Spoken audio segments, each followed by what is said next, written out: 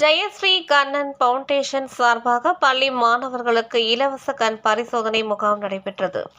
வேலூர் மாவட்டம் ஜெயஸ்ரீ கண்ணன் பவுண்டேஷன் மற்றும் மாவட்ட பார்வை இழப்பு தடுப்பு சங்கத்தின் சார்பில் மாபெரும் இலவச கண் பரிசோதனை மற்றும் சிகிச்சை முகாம் குடியாத்தம் அடுத்த காளியம்மன்பட்டி கிராமத்தில் உள்ள அரசு பள்ளியில் நடைபெற்றது. இதில் குடியாத்தம் ஊராட்சி ஒன்றிய குழு தலைவர் சத்யானந்தம் கலந்து கொண்டு வாழ்த்துரை வழங்கினர். பின்னர் மருத்துவர்களுக்கு சால்வை அணிவித்து வாழ்த்து தெரிவித்தனர்.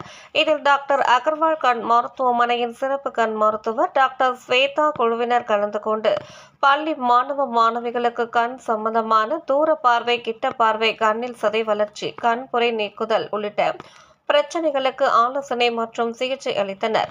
இதில் டெவலப்மெண்டல் மேனேஜர் தியாகராஜன், பள்ளி முதல்வர் மகேஸ்வரி, சிவகாமி சுந்தரி, முகாம் ஒருங்கிணைப்பாளர்கள் செல்வி, கண்ணன், சுரேஷ், சலபதி ராஜ் உள்ளிட்ட பலர் கலந்து கொண்டனர். முகாமில் ஏராளமான பள்ளி மாணவ மாணவிகள் பலர் கலந்து கொண்டனர்.